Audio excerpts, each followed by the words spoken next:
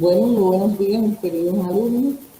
Hoy continuamos con un segundo tema y final de lo que es el módulo de finanzas. Espero que también el taller la haya motivado, le motive, donde, como yo les decía, en la intervención de ayer respondimos en una sola presentación y por el problema tiempo el tema medio de pago y el financiamiento al comercio exterior. Recuerden que ya en esta intervención nuestra de finanzas, porque ya después lo podríamos ver cuando toque el tema precios, ustedes deben de responder las preguntas o las reflexiones que yo le hice en el tema de ayer y otra reflexión que le dejo en el tema de hoy y que bueno, si no la pueden responder ahora, pues me la envían por el correo, que sí, en la presentación de hoy yo les dejo la dirección de mi correo que lo tengo, como les dije, en casa. Sin más, damos inicio a la clase de hoy.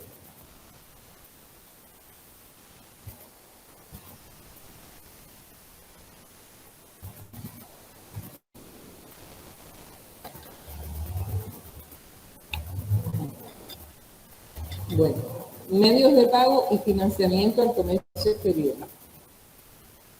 Bajo estos dos temas, como ustedes ven, están respondidos en uno solo. Nosotros vamos a exponerle las formas de pago más utilizadas en el comercio internacional, así como la necesidad de aplicar, por supuesto, la política crediticia financiera que está vigente en los procesos de importación e exportación, tanto de bienes como de servicios en las empresas de comercio exterior. Vamos a ver su vínculo con otras formas de gestión, así como la actividad de comercialización externa generada a partir de las nuevas formas de gestión que han sido aprobadas tanto por el Ministerio de Economía y Planificación por sus siglas MEP y el Ministerio de Comercio Exterior por sus siglas MINCE en lo referido a la actividad comercial. Y en cuanto al Banco Central de Cuba, en lo referido a las normas de cobros y pagos que permite influir de manera directa en el desarrollo económico del país. Por lo tanto, aquí es esencial, como verán después en las diapositivas, que ustedes dominen las resoluciones vigentes y si alguno de sus trabajos, digamos en el marco del diplomado, su trabajo final estuviera referido a resoluciones que no están vigentes, yo le indico desde aquí, como profesora de finanzas y precios, que tienen que atemporarlo. Ayer fue a las 50, ya aún existe atemperarlo a la resolución vigente. No se admiten trabajos con resoluciones que no están vigentes. De ahí resulta necesario e imprescindible tener el conocimiento, reitero, en eso, y dominio, no solamente el conocimiento, sino dominar adecuadamente la aplicación de las resoluciones, los procedimientos, indicaciones también que pueden estar vigentes en materia de comercialización externa, que es lo que ustedes hacen, entre las que podemos destacar, entre otras, no son las únicas, pero estas sí son básicas, entre otras las siguientes. En primer lugar, la resolución sobre las operaciones de cobro y pago. ¿De quién es el Banco Central? ¿Qué número tiene? La número 103, ¿cuándo salió? ¿Cuándo se emitió? En el 2020 y en razón de ello está derogada la 101 del 2011 del Banco Central. Ustedes no pueden referir ni los cobros ni los pagos a una resolución que está derogada. Atención en eso. La resolución 233 del 2021 del Banco Central de Cuba, lineamientos para las operaciones financieras con el exterior. Y esta resolución está derogando a las antes resoluciones mencionadas número 20 y 49 del 2004 del Banco Central. Y por favor, tienen nuevos lineamientos. Yo posterior a este encuentro de finanzas y cuando ustedes me contacten, yo les voy a enviar desde la casa las presentaciones que yo tengo preparadas, las que he hecho como profesora de la 233, de la 220, de la 458, etcétera, etcétera. Se las hago llegar. y las últimas cartas que ha escrito la Dirección General de Economía sobre la negociación de pago de la deuda. Por lo tanto, también tienen que estar atentos a la resolución 315 del 2020 del MINSEC. Ojo, que este es el reglamento, eso fue lo primero que salió 2020, el reglamento que rige las relaciones comerciales, en las operaciones comerciales en moneda libremente convertible entre las entidades autorizadas a realizar comercio exterior y la forma de gestión no estatal. Esta resolución tiene fecha 13 de agosto del 2020.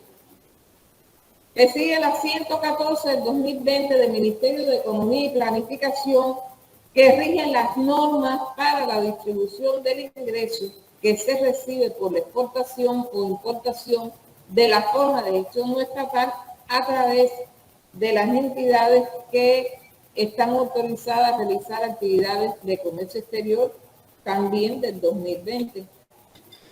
La resolución 210 del 2020 del Ministerio de Finanzas y Precios, fíjense que establece las tasas de margen comercial y el tratamiento de los precios aplicados por las entidades autorizadas a realizar actividades de comercio exterior en la prestación de servicios a la forma de gestión no estatal.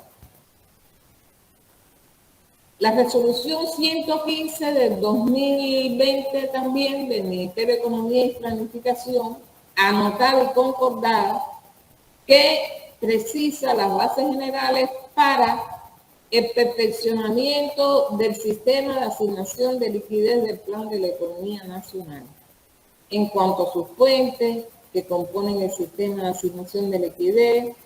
Modifica también algunos aspectos relacionados con las AEI, Asociaciones Económicas Internacionales, y estas van a tener, tal y como se indica, bueno, esta es una resolución de carácter gradual, ya quizás a la fecha esté totalmente aplicada. En su artículo 2, esta resolución establece los principios que rigen. ¿Cuáles son los principios que rigen? Asignar la liquidez. Todos ustedes saben lo que es la liquidez. Imagínense, sin liquidez no pueden operar, tienen que ser. Que son los siguientes. Bueno, ella está dirigida a estimular la captación de divisas a partir del incremento de las exportaciones. Ojo, estimular la captar de divisas a partir del incremento de las exportaciones. Esa es la vía.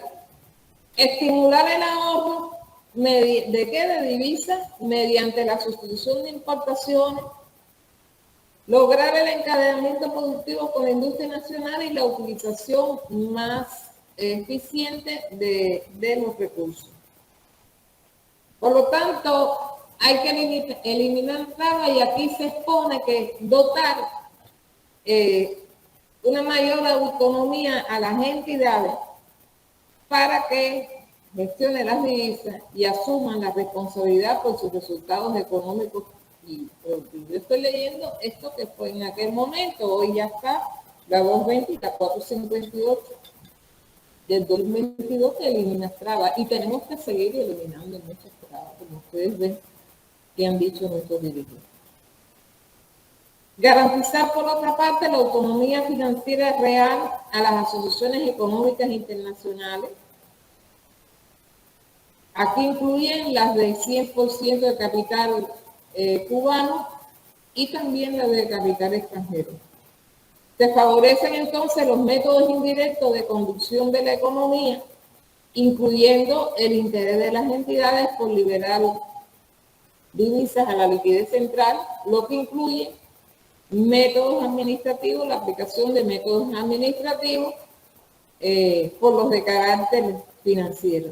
Pasamos de un método administrativo al método financiero para liberar divisas a la liquidez. Esto tiene importancia, ojo con el inciso de lograr mayor oportunidad de financiamiento vinculado con destino a asegurar las exportaciones y a la industria nacional. El artículo 3.1 modifica el sistema de asignación de liquidez y lo conforman las siguientes fuentes. Bien, ¿de dónde conformo mi liquidez. La siguiente fuente, la liquidez viene con una fuente. Acuérdense que todo esto viene como fuentes y destinos. Bueno, como fuente, que son las entradas, más en primer lugar que van a estar, bueno, las exportaciones.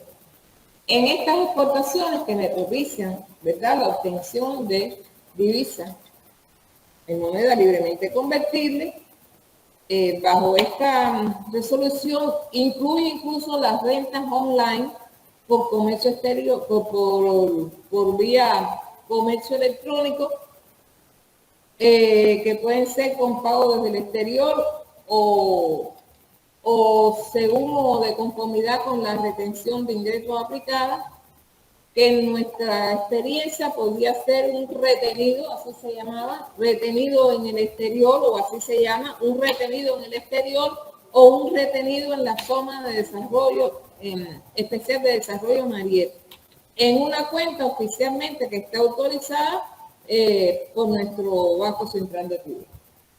O sea, esto no es nuevo, esto incluso hace muchos años atrás, retenido en el exterior.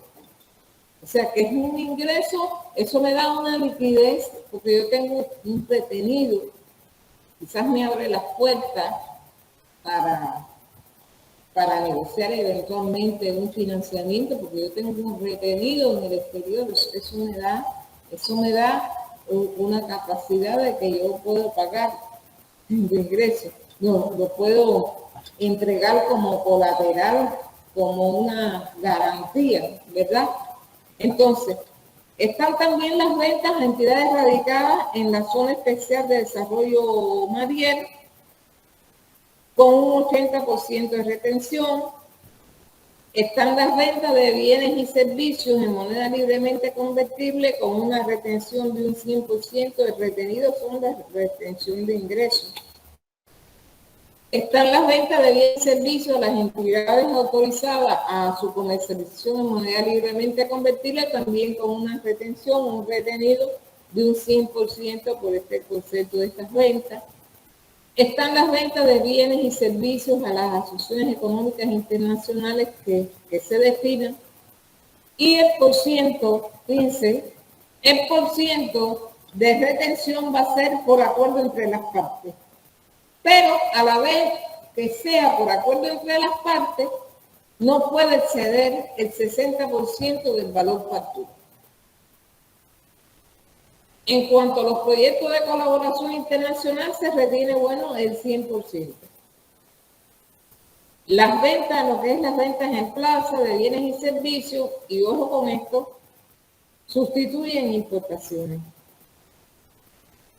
Según definen los exportadores, el porciento de retención será acordado entre las partes. Se garantiza las asignaciones con destino al sector presupuestario y al sistema empresarial no exportador y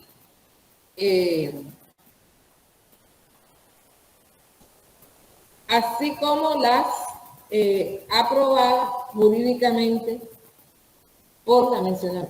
La antes mencionada resolución de asignación de liquidez está vigente, fíjense, desde el 13 de agosto del 2020, fecha en la que se publica, se hace oficial con su publicación en la Gaceta. Ahora, por otra parte, tenemos que como resultado del proceso de ordenamiento monetario que tuvo lugar en Cuba, en nuestro país, mediante el decreto ley 17 de 24 de noviembre del 2020, el Banco Central de Cuba emitió la resolución 137 de igual año del 2020, en que se establece el tratamiento a dar a los instrumentos y medios de pago en poder de las entidades. Es el tema. A partir del ordenamiento monetario se dieron instrucciones mediante esa resolución que tenían que hacer o que tienen que hacer los empresarios, poseedores de instrumentos y de medios de pago en la fecha. Finalmente hacemos referencia a la necesidad de conocer y aplicar las antes mencionadas, como le comenté, resoluciones 220 y 458 del 2022, del Ministerio de Comercio Exterior que devienen el reglamento para la actividad de comercio exterior de mercancía, la 220, y de servicio, la 458 respectivamente, que a nuestro juicio requiere de un adecuado dominio por usted. Ahí me detengo un momentico más, sin mucho apuro, para decirle que la resolución 220 derogó la 85 y ya la 85 derogaba la resolución 50, por lo tanto no pueden hacer referencia en ningún trabajo a resoluciones que están derogadas, compañeros.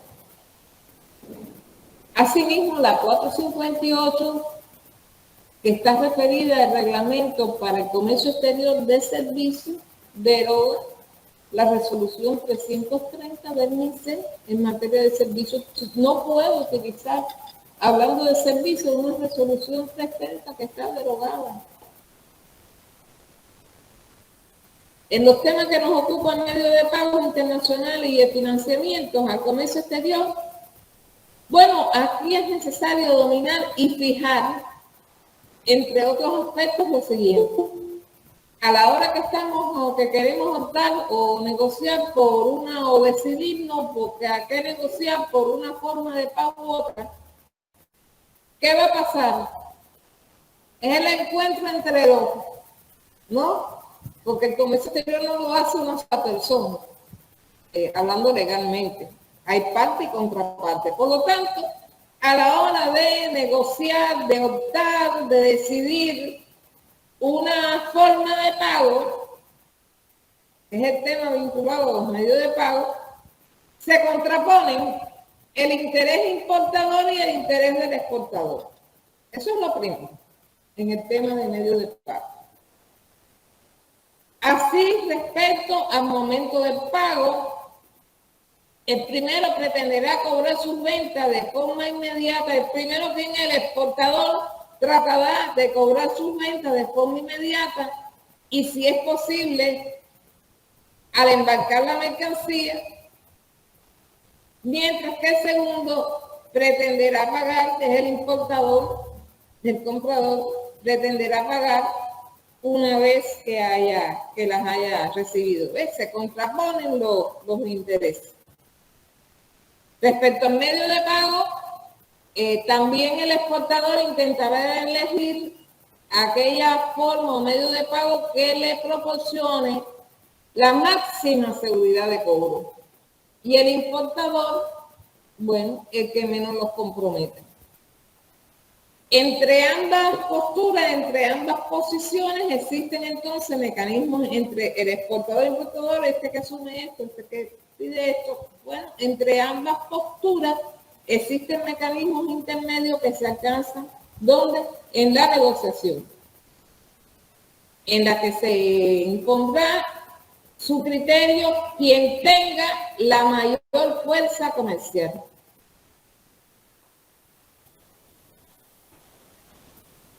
Por lo anteriormente expresado, es necesario tener en cuenta los principales aspectos que deben ustedes valorar a la hora de elegir la forma de pago más conveniente y que podemos resumir, entre otras, como la siguiente.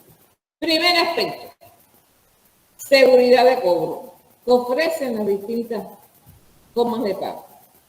Ustedes ven una pequeña tablita ahí donde se pone la seguridad del cobro en función de la forma de pago. Y la primera que tiene una seguridad máxima de cobro, y lo veíamos ayer en la explicación de la clase ayer, es el crédito documentario, la carta de crédito. No lo veíamos, no decíamos que era la carta de crédito o el pago anticipado. Ah, bueno, máxima seguridad de cobro. Después vamos a una media, máximo, media y mínimo, ¿no? A una media de aquellos instrumentos de pago que tienen una seguridad media de cobro. Entonces está la orden de pago documentaria, la remesa documentaria y el cheque bancario. Esto es importante que ustedes lo tengan presente a la hora de acordar la forma de pago de lo que ustedes comercializan. Y entonces nos insertamos en una mínima. ¿Quién tendrá la mínima posibilidad de cobro, bueno, el cheque personal, la orden de pago, que es la transferencia bancaria simple y la remesa simple. Esta tablita yo les aconsejo que la tengan ahí, la imprimen y la tengan como algo de cabecera cuando vayan a negociar. Pero si yo ya me aparto también a discutir la forma de pago de la seguridad, sino voy a mirar también quién toma la iniciativa para la cancelación de la deuda. Según las formas de pago, si la iniciativa parte de la iniciativa de cancelación de la deuda, parte del importador o del exportador, bueno, ¿quién asume los gastos y los costos? Estamos hablando de costos bancarios y de costos financieros y de gastos bancarios. En el cheque personal, si la iniciativa es el importador, bueno, el costo es nulo. Fíjense que los cheques, acuérdense que se clasifican cheques personal, bancario, etcétera, etcétera. El cheque bancario, si la iniciativa de cancelarlo parte del importador, pues el gasto, porque parte de él lo paga el propio importador y su costo es bajo, el costo bancario. Hay tarifas de gastos bancarios, yo también se las puedo hacer llegar, yo las tengo oficialmente de todos los bancos, no cambian, cuando entremos en contacto se las puedo hacer llegar, porque creo que la tienen en la base material de estudio, si no se las hago llegar. La orden de pago simple, si parte del importador, los gastos lo paga porque parte del importador, el propio importador, y tiene un costo bajo. Pero la orden de pago documentaria, o sea, la transferencia bancaria documentaria, quiere decir, es aquella transferencia que adjunta o exige al pago documentos de título o valor como un pagaré, una letra de cambio, etcétera, etcétera. La orden de pago documentaria, la iniciativa si parte del importador, el gasto lo paga el importador, porque fíjense, una transferencia no es más, se autoriza contra el número de cuenta tal, pagar a poner, o sea, el importador ordena el pago, ¿no? Entonces, si parte de él, pues él va a pagar los gastos bancarios y como ya es documentaria, ya su costo no va a ser como la simple bajo, sino va a ser un costo alto, pero bueno, tengo también una mayor garantía. En una remesa simple, ya sí estamos hablando a documentos que tienen que ver con la actividad de exportación, que pueden ser una remesa simple o una remesa documentaria. En la simple, si parte del exportador, ambas van a partir del exportador, pero la simple va a tener un costo medio y la remesa documentaria va a tener un costo alto, porque ya yo le estoy confiando al banco, me estoy convirtiendo en cedente de una letra de cambio, digamos, se le entregó a mi banco para que el negocio, ¿verdad?, su cobro, entonces ya es una remesa que está el contrato y adjunto el título valor, el documento documentario. Y bueno, finalmente el campeón del crédito documentario, que si parte del importador, como es de parte, su costo va a ser alto. Es alto, pero bueno, es el de máxima seguridad. En el cuadro anterior, ¿qué cosa observamos? Este es el análisis y la reflexión de lo que vimos en forma gráfica esquemática de un cuadro. Primera cosa, cuanto mayor es la seguridad de la forma de pago, mayor es su costo. Pero a veces yo no puedo pensar en pagar menos y ser más inseguro. Cuidado, y en estos tiempos. Las formas de pago documentarias son más caras que las simples. Y agrego yo, pero son más seguras. Entonces, aquí les quiero dejar hasta aquí en esto, hasta esta parte que hemos visto. Yo le pregunto a ustedes, mis queridos alumnos, y me lo mandan, ya saben, después por el correo. Ustedes me digan brevemente cuál es la experiencia empresarial en términos de negociación y acuerdo de forma de pago que ustedes tienen en las contrataciones de un bien o un servicio o ambos dos en el ámbito de la exportación y o importaciones de bienes y servicios en su entidad. Esta la pueden responder por equipo, se pueden agrupar en no más de 3 compañeros y coger un caso tipo y lo contestan a nivel de equipo con su nombre. Esto es una pregunta participativa importante para mí. Ahora pasamos a otro aspecto a tener en consideración en la forma de pago, que es la facilidad de yo hacerle dinero, que yo le entrego y le hago dinero, o tengo un anticipo, como bien se dice. Bueno, miren, la máxima es la carta de crédito y la mínima es el cheque personal para obtener anticipo. La máxima también es el cheque bancario porque un banco certifica, ¿verdad?, que se compromete a pagar si quien emite el cheque no paga. Y se insertan en la media, en una posición media, la remesa documentaria y media alta, la remesa documentaria, que es la transferencia bancaria, y media sola la remesa simple, la transferencia bancaria simple. Por lo tanto, no todas las formas de pago de la tablita esta que le acabo de leer, llegamos a la conclusión que no todas las formas de pago permiten la obtención del dinero en el momento. Existen ciertos trámites bancarios, más o menos rápidos, que hay que cumplir, pero hay que cumplirlo. Por ello, es muy posible que si el exportador necesita fondos, solicita a su banco entonces un anticipo y todas las formas de pago no brindan la misma facilidad para obtener los anticipos, ¿no? Vamos a ver otra cosa asociada con la forma de pago. Bueno, el momento del pago. Y aquí, en primer lugar, tenemos que reflexionar que el riesgo de impago para el exportador aumenta o disminuye según se produzca con anterioridad o posterior a la recepción de la mercancía por parte del importador. Y es inexistente en el primer caso,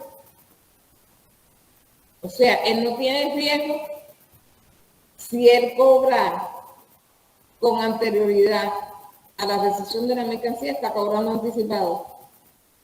Y tiene un riesgo máximo en el segundo caso, que es posterior, que va a cobrar posterior a cuando reciba la mercancía por parte del importador. Pero puedo tener el llamado pago simultáneo a la recepción de las mercancías, que sería una, vamos a decir, una posición negociadora más equitativa, más igualitaria entre el exportador e importador, pero realmente es difícil de llevar a cabo en las operaciones de comercio exterior. O sea, que al momento de la recepción, ahí mismo el pago se hace un poco difícil por la experiencia en las operaciones de comercio exterior. Sin embargo, se puede alcanzar prácticamente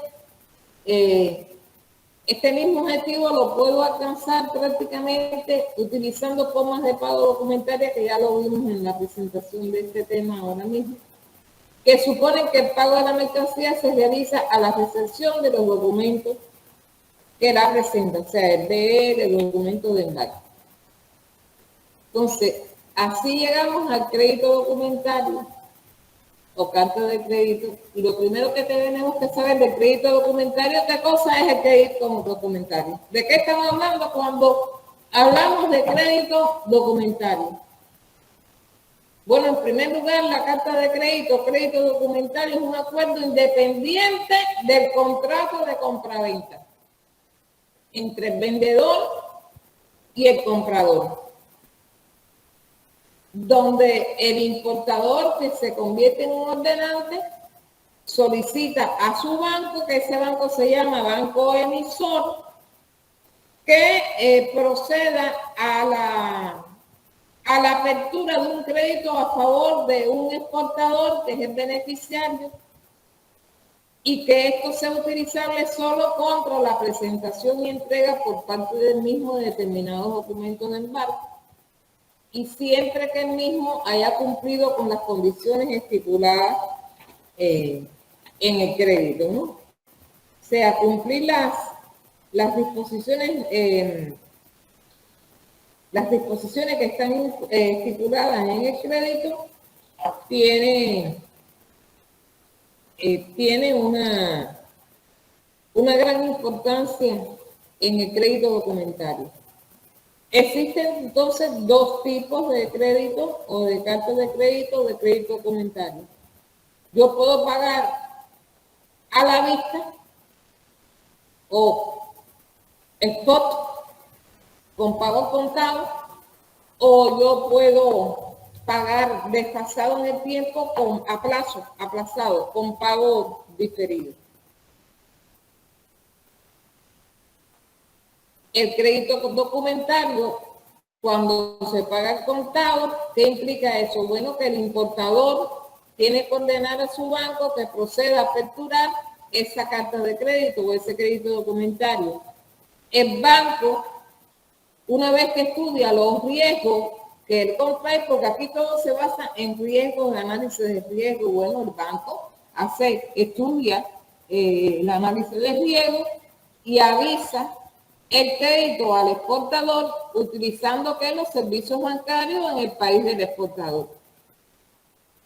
Entonces, los bancos aquí van jugando diferentes papeles. En primer lugar está el banco avisador, que avisa al exportador de el crédito que ya se va a aperturar, añadiendo o no su confirmación según corresponda. O sea, confirmamos la apertura de la carta de crédito.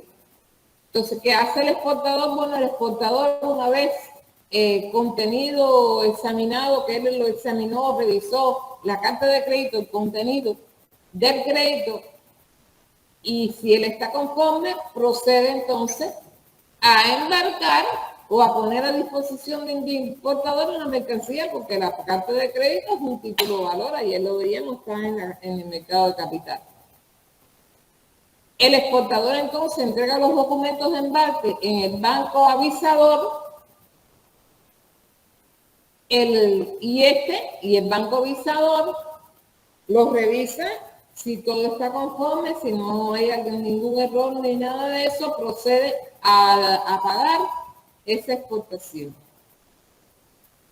El banco avisador entonces remite, fíjense, estos documentos al banco emisor del crédito, el cual reembolsará su importe. El banco emisor entrega al importador los documentos y le cobra el crédito.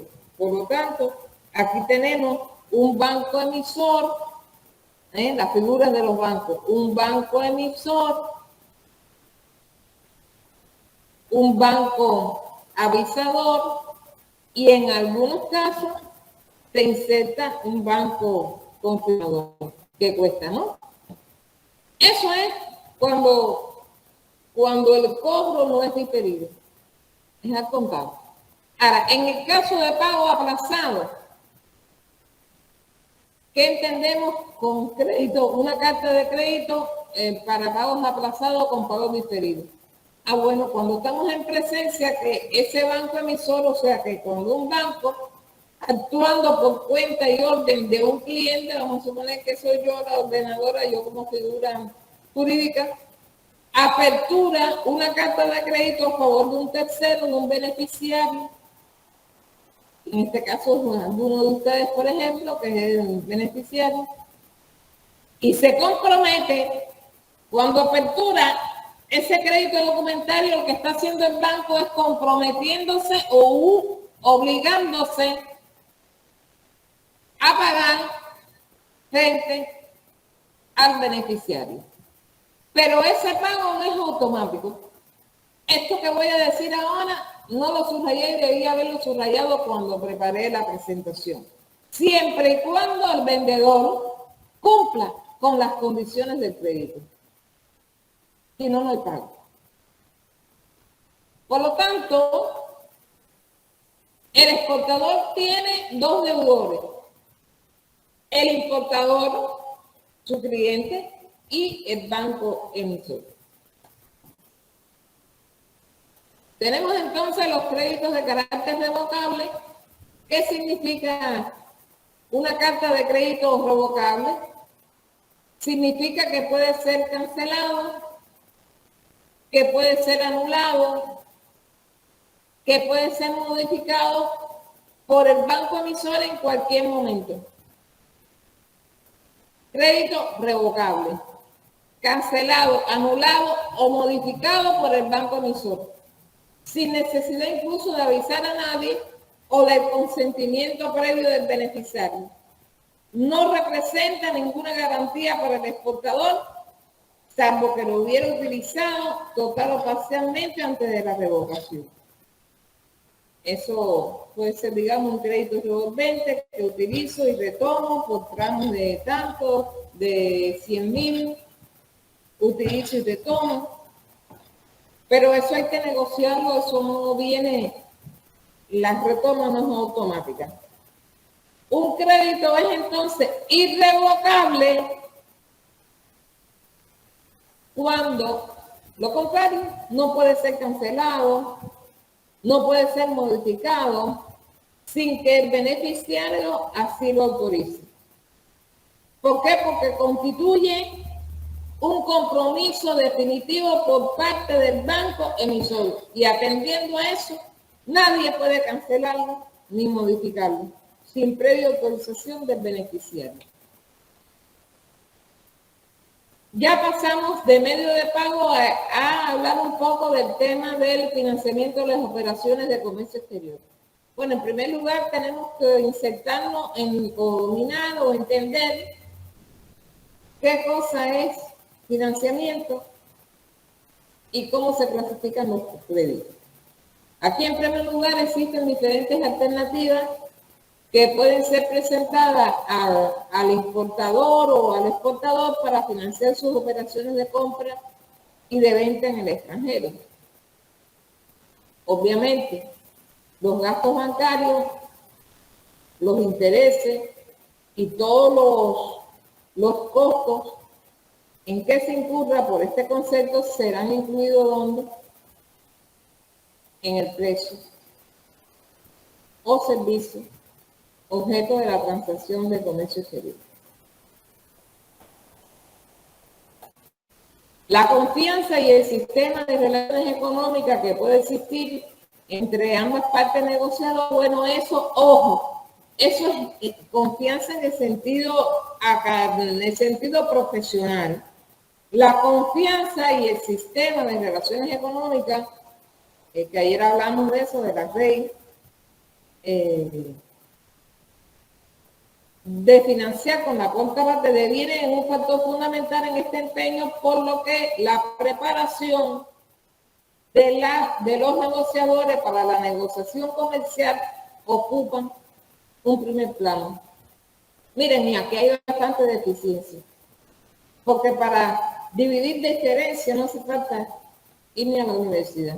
Partir diferente, eso no, entre una posición y esta, eso no significa prácticamente nada. Definir y clasificar los créditos. Bueno, existen distintas alternativas que se pueden presentar al importador o al exportador para financiar sus operaciones en el extranjero. Los gastos bancarios y todos los intereses forman parte, como ya dijimos, del precio. Los créditos, un crédito puede ser concedido. Ayer los veíamos en los ratones del mercado monetario y financiero, eso que veíamos ayer a corto plazo, a 360, a mediano y largo plazo, de 3 a 5 y más de 5 en largo plazo, donde se constituye en el corto plazo hasta un año, y eso lo veíamos ayer, le voy a pasar un poco por arriba, pero sí para insistir que cuando ya los créditos son concedidos a largo plazo es porque ya tienen un destino de reproducción de capital, de la reproducción ampliada, inversiones. Nadie va a tomar un crédito para inversiones a corto plazo, ni loco. Se inserta dentro de los concedidos entonces a más de 5 años enfocados a procesos de cooperación entre los países, que es donde se encuentra en estos momentos, para su desarrollo en el largo plazo. Que generalmente estos financiamientos se dicen que son blandos, ¿no? No regalados, pero sí de bajas tasas de interés, de bajos costos bancarios, sin atadura del financiamiento, ni atadura en los precios. Son créditos blandos y como blandos que son, pues una vez utilizados se van retomando los mismos, total o parcialmente. Por lo tanto, se otorgan por los gobiernos o por los principales bancos que se clasifican como primer orden a nivel mundial. Es importante para las entidades conocer la composición del crédito, para las entidades que son ustedes ahora, eso es lo que les estoy dando clase.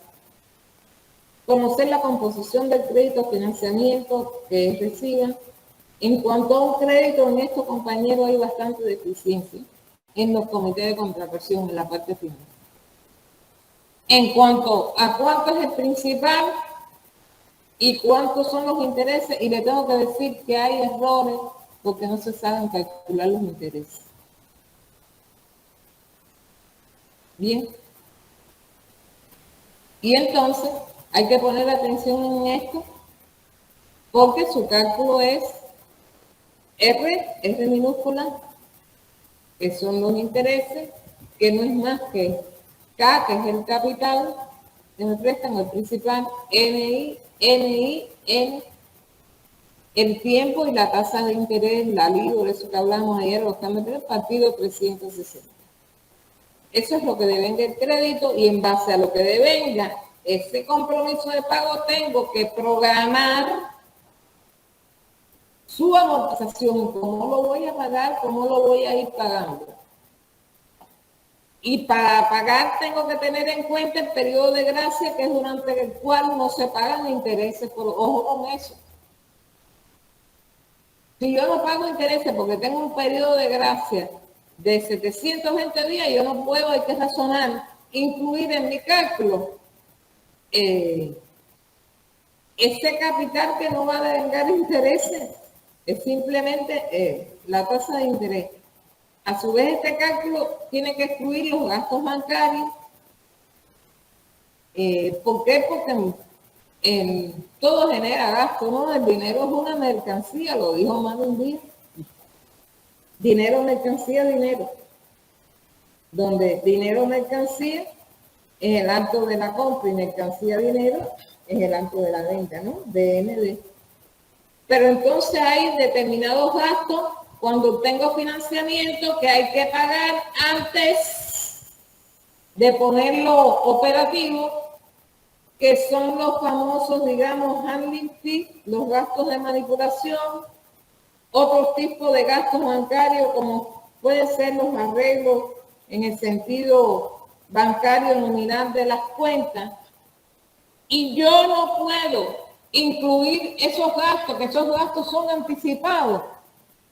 A la hora, si me prestan 5 millones y tiene 1 millón para estos fines, yo no puedo calcular los intereses en base a 5 millones, porque aquello ya yo lo anticipé y porque estaríamos pagando un sobrepago de intereses, compañeros. Ojo con eso. Eso no sucede día a día. Hasta ahí mi exposición.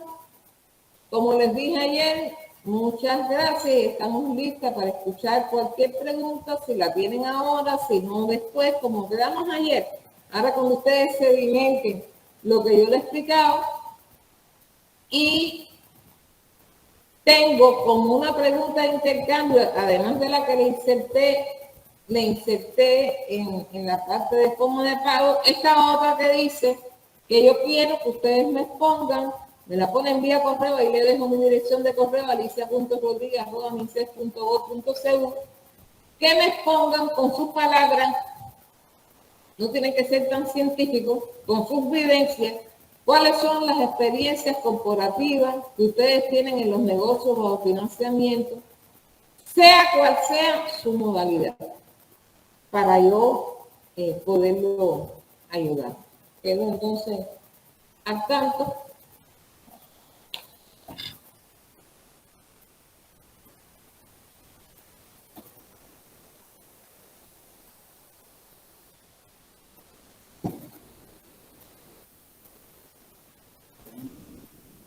No hay pregunta, quedamos entonces después por vía mi correo electrónico. Cuando ustedes ahora me editen el tema de ayer, el tema de hoy, díganme, a mí me ocurre esto, voy a preguntarle a la profe, intercambiar. En lo adelante ustedes van a quedar ya con la profesora Dania Linares, que es la que le va a impartir como tal el curso. Yo he cumplido con dictarle la videoconferencia. Quedan a la disposición de Dania Linares, que es la profesora que les va a atender en todo lo que es ya los temas que ustedes tienen en su poder, las evaluaciones, etcétera, etcétera. No obstante eso, estoy a su plena disposición como coordinadora de la asignatura de finanzas. Un placer que me hayan atendido y bueno, si no hay otra cosa, los espero después por el correo.